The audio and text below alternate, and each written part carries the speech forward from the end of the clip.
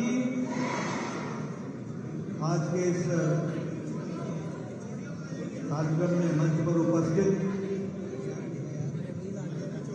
हमारे पार्टी के parliament board की सदस्य, वरिष्ठ नेत्री सम्माननीय श्रीमती सुधा यादव जी, हमारे प्रदेश की अध्यक्षा महिला मोर्चा की श्रीमती उषा प्रियदर्शी जी, हमारे जिला के अध्यक्ष श्री राजकुमार बोरा जी, शिक्षा मंत्री हरियाणा सरकार श्रीमती सीमा त्रिखा जी, हमारे निवर्तमान महापौर श्रीमती सुमन बाला जी, श्रीमती नीरा तोमर जी प्रदेश अध्यक्ष अनुशासन समिति, और श्रीमती राजबाला साधुराना जी जो जिला अध्यक्षा हैं फरीदाबाद की, सम्मानित मंच और यहाँ इतनी बड़ी संख्या में हमारी मातृशक्ति, माताएं, बहनें और मेरे मीडिया के साथी, प्रिंट मीडिया, इलेक्ट्रॉनिक मीडिया के मेरे साथी, ये मेरा सौभाग्य है कि मुझे आज चुनाव के संबंध में फरीदाबाद में आने का सौभाग्य मिला और आप लोगों ने जो यहाँ उत्साह दिखाया, जो ऊर्जा मैं देख रहा हूँ और जो एक तरीके से जो खुशी मैं देख रहा हूँ, वो मुझे इस बात के लिए आश्वस्त करता है कि आप सब लोगों ने कृष्णपाल गुर्जर जी को फिर से लोकसभा में भेजने का तय कर लिया है। उसके लिए विशेष करके आपको धन्यवाद देता हूं। महिला सम्मेलन की दृष्टि से नारी शक्ति और महिला शक्ति के बारे में बहन सुधा जी ने और उसके साथ साथ राजबाला जी ने भी, बाकी लोगों ने भी, हमारी अध्यक्षा उषा प्रियदर्शी जी ने भी आपके सामने बड़े विस्तृत रूप से सारी बातें कही हैं। मैं उसको दोहराऊं इसकी आवश्यकता नहीं है, लेकिन कुछ बातों के बारे में जरूर बताना चाहूंगा। मोदी जी ने महिलाओं को जो स्थान दिया और जिस तरीके से नेतृत्व की क्षमता को आगे उभारने का काम किया, वह देश के राजनीति में अद्वितीय है। अब देखिए शब्दों का फर्क क्या होता है। हम कहते थे विमेन डेवलपमेंट, विमेन डेवलपमेंट, और प्रधानमंत्री मोदी जी ने कहा along with women development women lead development होना चाहिए, विमेन के नाम, यानी महिलाओं का सशक्तिकरण ही नहीं, महिलाओं का विकास ही नहीं, महिलाओं के माध्यम से विकास हो और वह विकास करने का एक इंजन बन सके, एक उसके लिए अपना योगदान कर सके, इस बात को उन्होंने प्रेरित किया।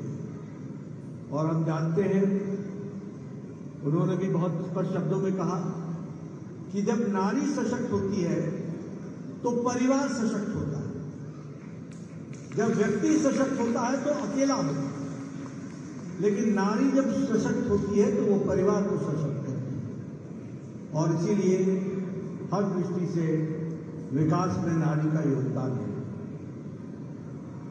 वैसे आप लोगों को नहीं लगता होगा, लेकिन सुधा जी जानती हैं कि पार्लियामेंट्री बोर्ड में जब चुनाव लड़ने की बारी आती है तो किस तरीके से प्रधानमंत्री जी हमेशा पूछते हैं, बताओ कितनी महिलाओं को टिकट देंगे। हमें कई बार कहना पड़ता है,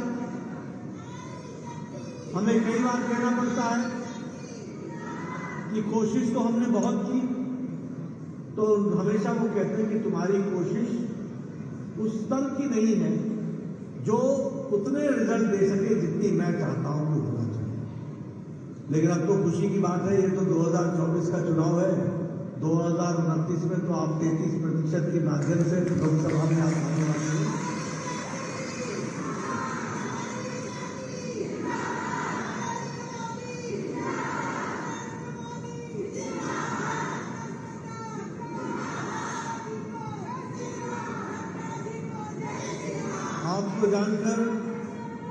आपको जानकर खुशी होगी कि ये जो निवर्तमान लोकसभा जो भी अगली लोकसभा के पहले जो आज जो थी उसमें 78 विमेन एमपीज थे।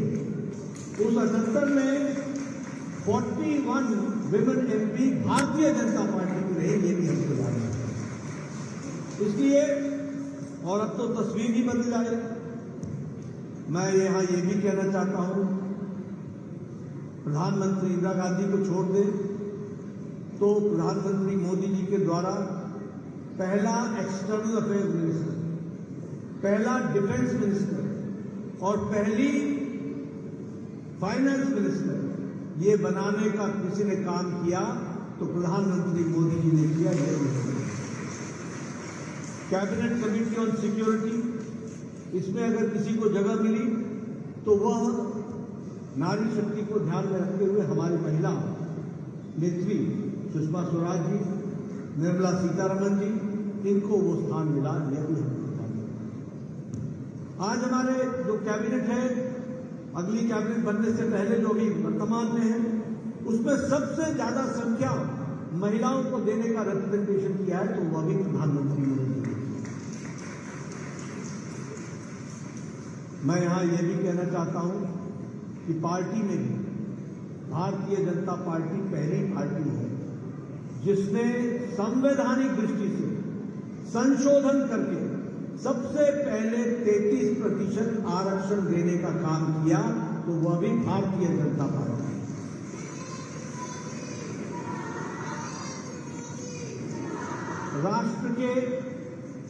राष्ट्र की कमेटी से लेकर, नेशनल कमेटी से लेकर, प्रदेश की कमेटी से लेकर, जिला की कमेटी से लेकर, मंडल की समिति से लेकर, बूथ की समिति तक महिलाओं का रिजर्वेशन के माध्यम से उनको समिति में लेने का काम किया तो वह भी भारतीय जनता पार्टी ने किया है।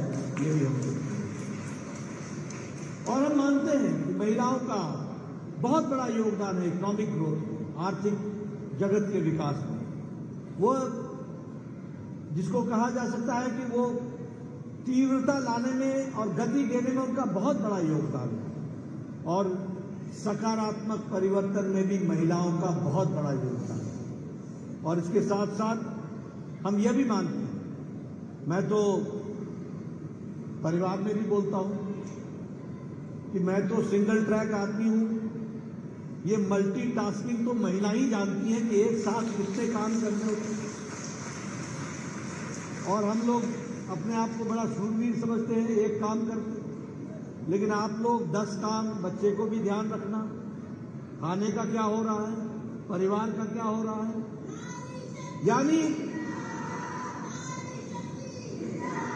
यानी मल्टीटास्किंग यह भी कोई सीख सकता है तो महिलाओं से सीख सकते हैं। और इसीलिए प्रधानमंत्री मोदी जी बोलते हैं कि कॉम्प्लेक्स प्रॉब्लम्स को उत्तर देने में महिलाओं का बहुत बड़ा योगदान होता है और उसको भी वो आगे बढ़ाते हैं।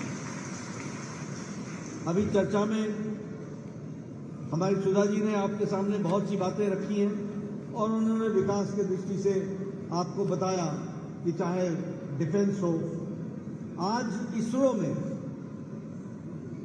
या हमारे स्पेस रिसर्च ऑर्गेनाइजेशन में मैक्सिमम साइंटिस्ट भी विमेन हैं, महिलाएं हैं। जो चंद्रयान तक उतर रहा है उसमें भी उनका बहुत बड़ा योगदान है। और आपने देखा होगा जब चंद्रयान साउथ पोल पर उतर रहा था तो उस समय जब इसरो की तस्वीर ली गई तो उसमें जो साइंटिस्ट सामने दिखाई दिए वो भी सब विमेन साइंटिस्ट थी जिन्होंने इस प्रोजेक्ट को आगे बढ़ाने का काम किया। इसलिए एक बहुत बड़ा योगदान आप सबका रहा है और आप लोग उसको आगे बढ़ाने का काम कर रहे हैं। मैं यहाँ ये भी आपको बताना चाहता हूँ कि डिफेंस हो, स्पेस रिसर्च हो, हमारा कॉरपोरेट सेक्टर हो, हर दृष्टि से हमारे स्टार्टअप्स हो, हर चीज में महिलाओं ने विकास के और उसकी दृष्टि से एक विशेष उनका योगदान रहा। मैं ये भी आपसे चर्चा करना चाहूंगा कि प्रधानमंत्री मोदी जी ने भी जो अपनी नीतियां बनाई उस नीति में महिलाओं का सशक्तिकरण मैक्सिमम हो, इसकी भी चिंता की। बहुत बहुत बड़ी चिंता है। आप सब लोग शहर में रह रहे हैं, लेकिन कभी न कभी तो आपका भी परिवार गांव से ही आया होगा, आपको भी गांव की तस्वीर पता होगा। हमें याद है बचपन में और हमने होश संभालने तक गांव में बहनें अपने दैनिक नित्यक्रम के लिए उनको खुले मैदान में जाना पड़ता। कभी किसी ने नहीं सोचा। प्रधानमंत्री मोदी जी ने लाल किले के प्राचीर से स्वच्छता अभियान की बात कही। उस समय कांग्रेस के लोगों ने क्या कहा कि ये प्रधानमंत्री है, ये स्वच्छता की बात लाल किले से करता है। ये कांग्रेसी लोगों को मालूम नहीं था कि भारत की महिलाओं की समस्या क्या है। लेकिन आपको जानकर खुशी होगी कि आज ओपन डेफिकेशन फ्री हो गया भारत और 12 करोड़ इज्जत घर बनाए गए। 12 करोड़।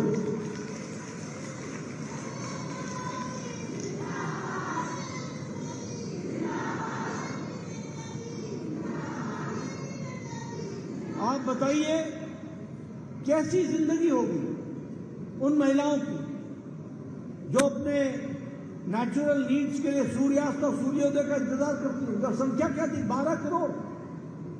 12 करोड़ बहनें, 12 करोड़ उनके बच्चे, उनका परिवार किस तरीके के अंधकार जीवन जीते होंगे। उनको अगर लाइफ विद डिग्निटी देने का काम किया तो नरेंद्र मोदी जी ने किया, ये भी हमको जानना है। और आपको जानकर खुशी होगी कि यूनाइटेड नेशंस ने इसको रिकॉग्नाइज किया और उसके लिए उनको सम्मानित किया कि आपने मानवता के विषय को और महिला सशक्तिकरण के लिए कितना बड़ा काम किया। ये गैस का सिलेंडर उज्ज्वला, ये ठीक है, आप लोगों को लगता होगा क्योंकि आप लोग बचपन से गैस के सिलेंडर के साथ और गैस के में ही आप लोगों ने भोजन बनाया होगा, पकाया होगा। लेकिन मैं भारत की तस्वीर आपको बताना चाहता हूं। मैं गांव से आता हूं। मेरे गांव में बहनें 5 बजे सुबह उठती थी। 5 बजे सुबह जंगलों में जाती थी, पेड़ों पर चढ़ती थी, पेड़ों की डंठल काटती थी, गीली लकड़ी लेकर के पगडंडियों से होते हुए बड़े बोझे को लेकर घर आती थी और सुबह सुबह वह गीली लकड़ी से चूल्हा जलाती थी और 200 सिगरेट के बराबर का धुआं अपने फेफड़ों में लेती थी। अपने फेफड़ों में आंखों से पानी आ जाता था। मुझे मालूम नहीं आप लोगों को वो शब्द मालूम है कि नहीं है। हमारे यहां उसको फूकनी बोलते हैं। फूकनी आप लोग भी जानते हैं। वो फूकनी से फूक फूक कर आंखों में पानी आ जाता था। और संख्या क्या थी? 10 करोड़। आज प्रधानमंत्री मोदी जी ने जो आप लोगों को तकलीफ थी, आज 10 करोड़ लोगों को उज्ज्वला योजना में गैस का सिलेंडर दे दिया। और इसका फर्क क्या पड़ा? पूर्व स्वास्थ्य मंत्री रहने के नाते मैं बताता हूं कि आपके महिलाओं के जो लंग्स की प्रॉब्लम थी उसमें गिरावट आ रही है। उनके जीवन का सशक्तिकरण हो गया। ये उसकी से और अब तो आपने कृष्णपाल गुर्जर जी को जिताना, मोदी जी को तीसरी बार प्रधानमंत्री बनाना। अब तो सिलेंडर भी नहीं रहेगा, घर घर पाइप से गैस पहुंचेगी और सस्ती पाइप पहुंचेगी। ये भी आप करें। ये जल जीवन मिशन 11 करोड़ लोगों को घर में जल देना और टैप वाटर पहुंचाना 11 करोड़ लोगों को। और यहां पर 100% हो गया है। मैं आपको बताऊं, मैं 1993 में एमएलए बन गया था। 1993 में गर्मियों में घूमना मुश्किल होता था।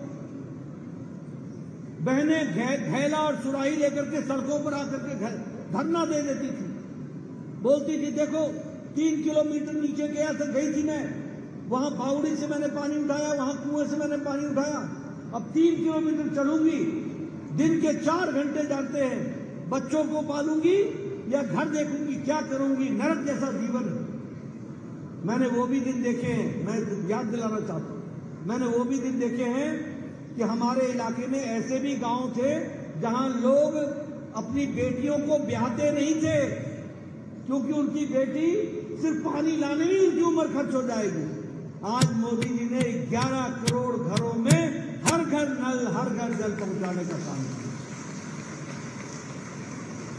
उसी तरीके से हमारे सौभाग्य योजना में लगभग 2.5 करोड़ घरों को बिजली पहुंचाने का काम किया। ये भी मैं सुनाना चाहूंगा।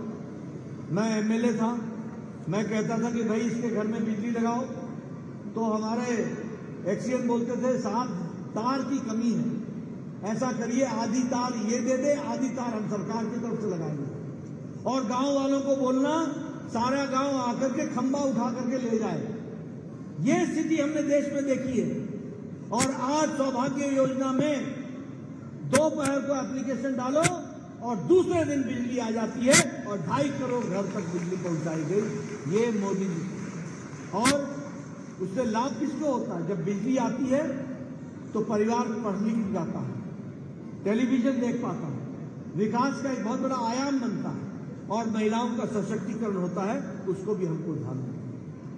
जनधन योजना में लगभग 55% महिलाएं हैं, 55%।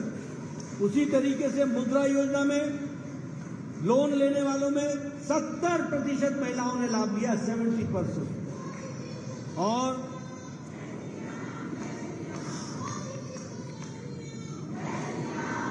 और स्टैंड अप इंडिया में लगभग 84%, 84% बहनों ने लाभ लिया है। उसको भी हमको समझना चाहिए। मैं हरियाणा में खड़ा हूं, मैं हरियाणा में हूं। एक समय में राजस्थान के कुछ इलाके और हरियाणा के कुछ इलाके, ये सेक्स रेशियो में बहुत बड़ा अंतर था, बहुत बड़ा अंतर। मोदी जी ने बेटी पढ़ाओ, बेटी बचाओ, बेटी पढ़ाओ इसी हरियाणा की धरती सोनीपत से शुरू किया था। और आज आपको जानकर खुशी होगी कि हमारा सेक्स रेशियो एवरेज भी सिग्निफिकेंटली बढ़ा है और वो भी महिलाओं की संख्या बढ़ी है और बेटी बचाओ बेटी पढ़ाओ के काम को हम आगे बढ़ा रहे हैं। ग्रॉस हायर एजुकेशन में इनरोलमेंट वह 18% बढ़ा है, 18%। और हमारे जो शेड्यूल कास्ट एससी कैटेगरी की जो हमारी बेटियां हैं उनमें इनरोलमेंट 38% बढ़ा है, 38% बढ़ा है। सुकन्या योजना में 3.4 करोड़ बहनों को लाभ मिला और प्रधानमंत्री आवास योजना में लगभग 1,72,00,000 महिलाएं हैं जिनके नाम पर प्रधानमंत्री आवास योजना में घर को सैंक्शन किया है। मैं आपको ये सारी बातें इसलिए बता रहा हूं कि विमेन डेवलपमेंट और विमेन लेड डेवलपमेंट किस तरीके से होगा और किस तरीके से विकास के साथ जोड़ने का काम प्रधानमंत्री मोदी जी ने करने का प्रयास किया है, उसको आगे बढ़ाने का। अभी सुधा जी चर्चा कर रही थी ट्रिपल तलाक। किसने रोका था ट्रिपल तलाक? सुप्रीम कोर्ट ने बार बार बोल रखा था कि ट्रिपल तलाक हटाओ। ये 21वीं शताब्दी में महिलाओं के साथ अन्याय है, लेकिन सरकारों में ताकत नहीं थी। और आपको जानकर आश्चर्य होगा, पाकिस्तान में 3 तलाक नहीं है, बांग्लादेश में 3 तलाक नहीं है, अफगानिस्तान में 3 तलाक नहीं है, इंडोनेशिया में नहीं है, सीरिया में नहीं है। ये सारे इस्लामिक देश हैं, इसमें 3 तलाक नहीं है। हमारा भारत में 3 तलाक चल रहा था और मुस्लिम बहनों के साथ अन्याय हो रहा था। मोदी जी ने 3 तलाक को समाप्त कर दिया और बहनों को आजाद कर दिया और लाइफ में डिग्निटी देने का काम किया।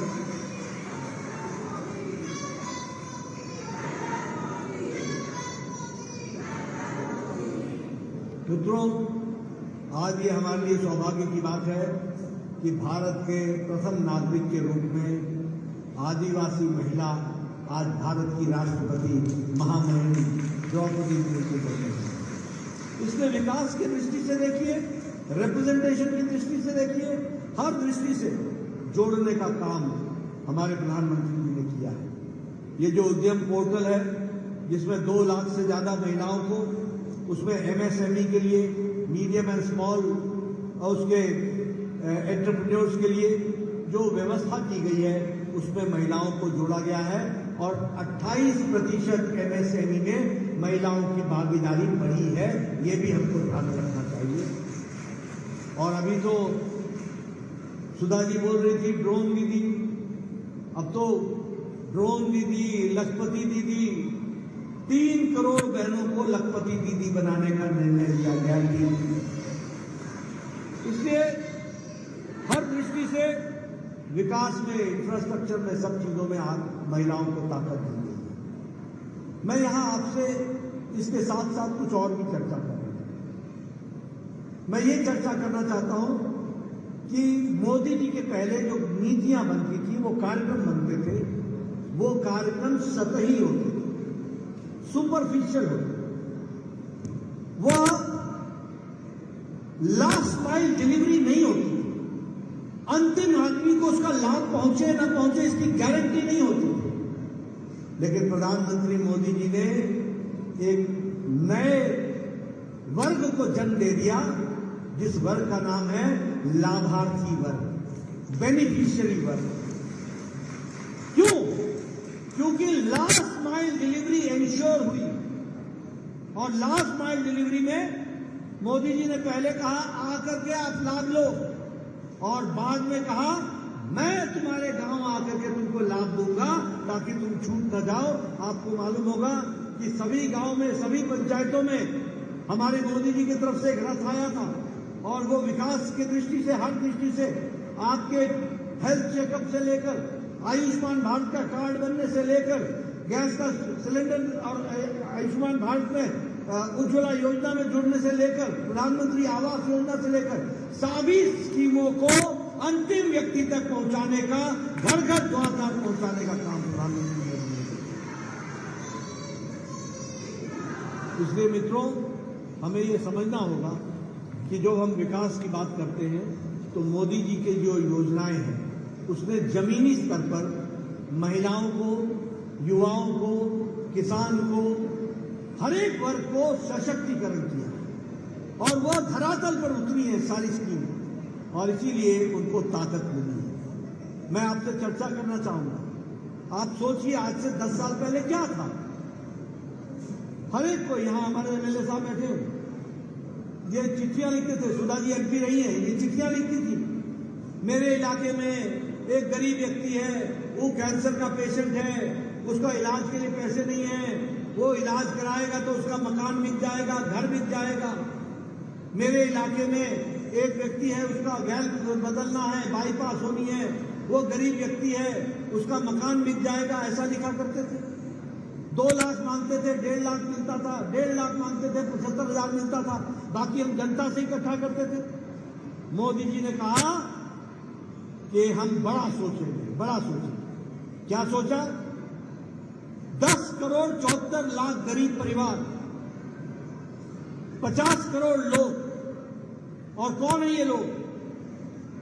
गरीब लोग, रिक्शा वाला, ठेला वाला, रेडी वाला, सब्जी वाला, बस का driver, conductor, cleaner, auto rickshaw driver, lift man, security man, rack picker, जो कूड़ेदान से प्लास्टिक इकट्ठा करता है, ऐसे गरीब लोगों को मोदी जी ने 5 लाख रुपए का हेल्थ कवर दिया गंभीर बीमारी से। आज आयुष्मान भारत के तहत गरीब लोगों का इलाज हुआ, लगभग 365 करोड़ रुपए के माध्यम से उनका इलाज हुआ। और आप कृष्णपाल गुर्जर जी को जिता देना, मोदी जी तीसरी बार प्रधानमंत्री बनेंगे। अब मेरी बात जरा ध्यान से सुनिएगा। जिस बहन की उम्र 70 साल से ऊपर की हो गई है या हो जाएगी, जिस व्यक्ति की उम्र 70 साल से ऊपर की हो जाएगी या हो गई है, किसी भी जाति का, किसी भी धर्म का, किसी भी इलाके का और किसी भी आमदनी का, गरीब हो या अमीर, सबको मोदी जी की तरफ से आयुष्मान भारत का 5 लाख रुपए का सालाना,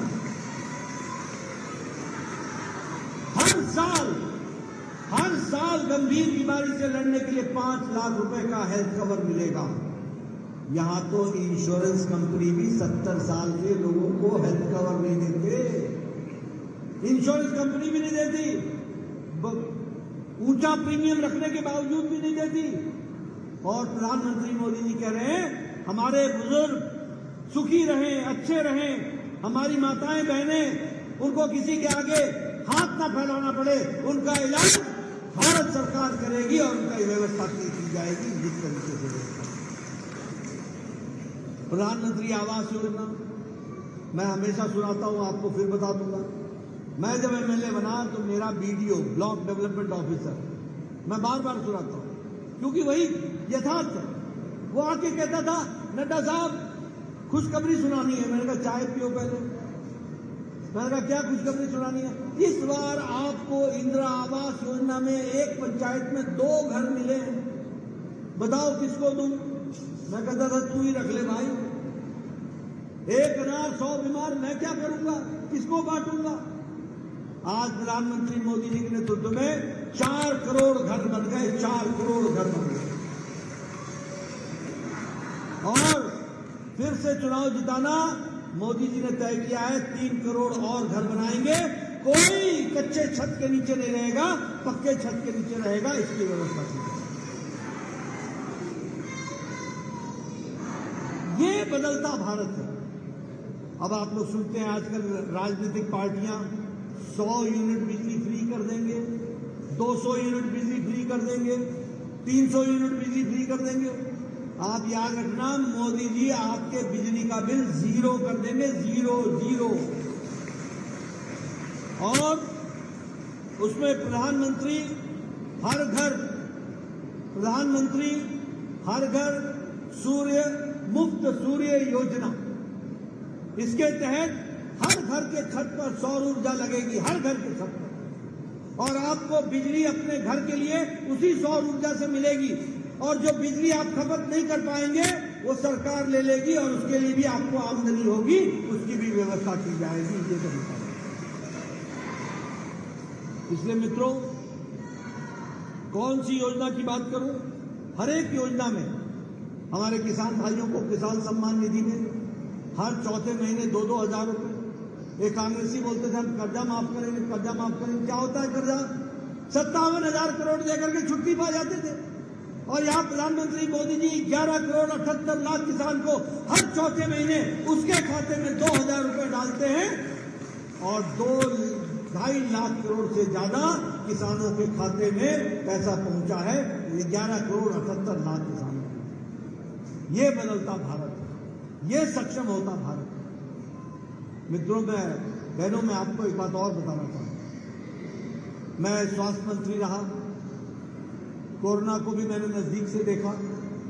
दुनिया की सारी अर्थव्यवस्थाएं डमाडोल हो गई। अमेरिका लड़खड़ा गया, यूरोप डगमगा गया, जापान, ऑस्ट्रेलिया, रशिया, ये सब पीछे हटने लगे। चीन की अर्थनीति पीछे हटने लगी। लेकिन आपको जानकर खुशी होगी कि कोरोना की चपेट के बावजूद और यूक्रेन युद्ध के बावजूद भारत की अर्थव्यवस्था 11वें नंबर से 5वें नंबर की अर्थव्यवस्था बनी।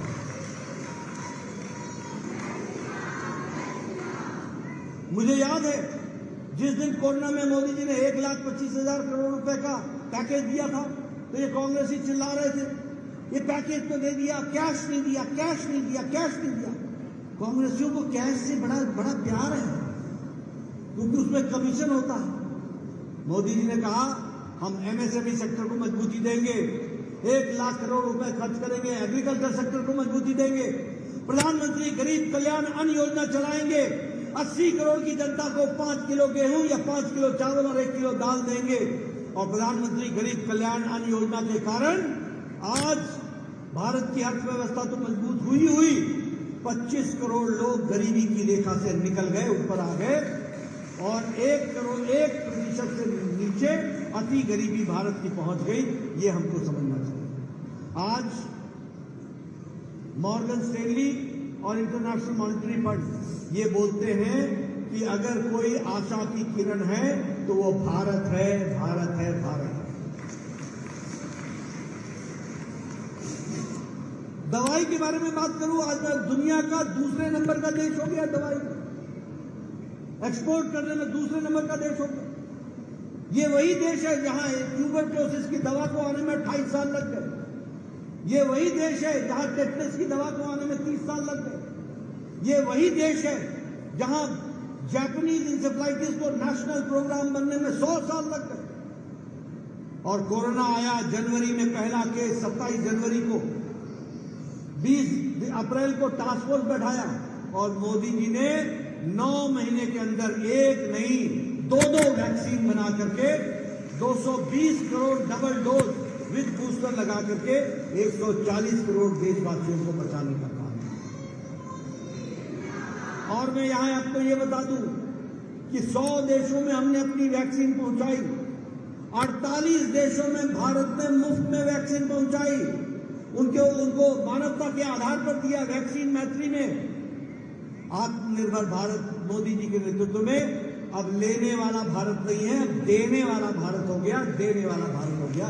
ये भी हमको समझना। विकास के नए नए आयाम बने। मैं किस किस के बारे में आपसे चर्चा करूं? ये मोबाइल आपके हाथों में है। 10 साल पहले आपके मोबाइल पे लिखा होता था made in China, made in Korea, made in Taiwan, made in Japan. आज आपके मोबाइल पे लिखा है मेड इन इंडिया। 97% मैन्युफैक्चरिंग आज मोबाइल की मैन्युफैक्चरिंग इंडिया में हो रही है। एप्पल का मोबाइल भी अब भारत में बन रहा है। ये बदलता भारत है। 10 साल पहले ये यूपीए की सरकार में दीपावली के दिन हमारे गणेश भगवान भी चाइना से आते थे, जिसको आप पूछते थे। टॉय इंडस्ट्री में हम तीसरे नंबर की मार्केट बन गए, तीसरे नंबर की मार्केट। पहले खिलौने भी चाइना से आते थे, मूर्तियां भी चाइना से आती थी, ऊपर गणेश जी होते थे, नीचे लिखा होता था मेड इन चाइना। आज भारत आत्मनिर्भर होकर के खड़ा हो गया।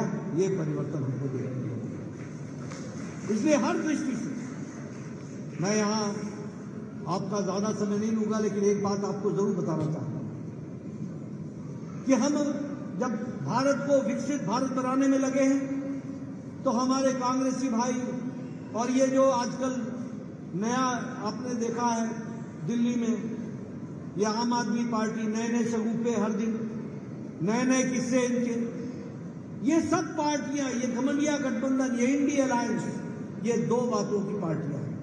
एक तो परिवारवाद पार्टी है और दूसरा भ्रष्टाचारी पार्टी।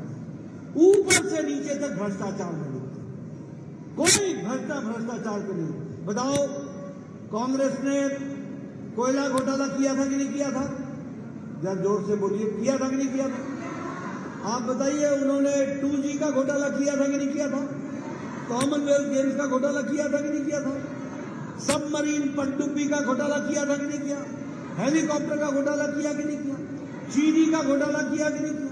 चावल का घोटाला किया कि नहीं किया? कौन सा घोटाला छोड़ दिया? कौन सा? अंतरिक्ष नहीं छोड़ा, आकाश नहीं छोड़ा, पाताल नहीं छोड़ा, समुद्र नहीं छोड़ा, कोई जगह नहीं छोड़ी जहां घोटाला नहीं किया। और ये देखिए अरविंद केजरीवाल, बताइए, मैं स्कूल बनाऊंगा, मैं शिक्षा दूंगा, हर स्कूल के आगे तो ठेके खोल दिए। बोलो शराब का घोटाला किया कि नहीं किया? किया कि नहीं किया? दवाई का घोटाला किया कि नहीं किया? लालू ने चारा का घोटाला किया कि नहीं किया? अलकतरा का घोटाला किया कि नहीं किया? नौकरी के बदले जमीन खा गया कि नहीं खा गया? ममता के मंत्री जेल में है कि नहीं है? टीएमसी के मंत्री जेल में है कि नहीं है? ये सारे भ्रष्टाचारी लोग ऊपर से नीचे आखंड भ्रष्टाचार में डूबे हुए।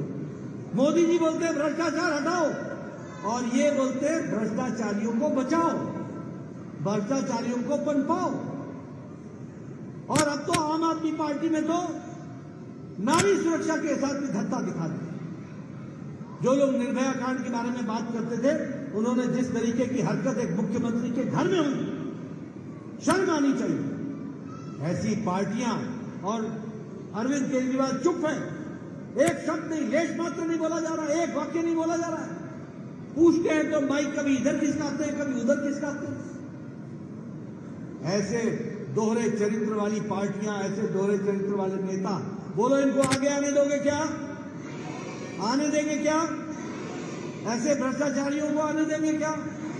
मित्रों, एक तरफ भारत मोदी जी के नेतृत्व में सक्षम भारत की ओर जा रहा है, समृद्ध भारत की ओर जा रहा है, विकसित भारत की ओर जा रहा है, और दूसरी तरफ वो पार्टियां भी धरातल में जा रही हैं और उनकी इच्छा है कि देश को भी धरातल में ले जाए। हमको तय करना है कि मोदी जी के नेतृत्व में हमको देश को आगे ले जाना है, विकसित बनाना है, समृद्ध बनाना है, सक्षम बनाना है, महिलाओं को सक्षम बनाना है और देश को नए कीर्तिमान स्थापित करने हैं। इसके लिए आपसे मैं गुजारिश करने आया हूं कि आप 25 तारीख को सुबह सुबह उठकर घर के सभी सदस्यों को लेकर समय रहते धूप चढ़ने के पहले, सूरज चढ़ने के पहले अपना मतदान कीजिए। पहले मतदान फिर पहले मतदान फिर जलपान। तो सुबह सुबह उठकर अपने इस देवता को याद करके इस पुण्य काम में आप जुड़िए। इन्हीं शब्दों के साथ बहुत बहुत धन्यवाद। जय नारी शक्ति।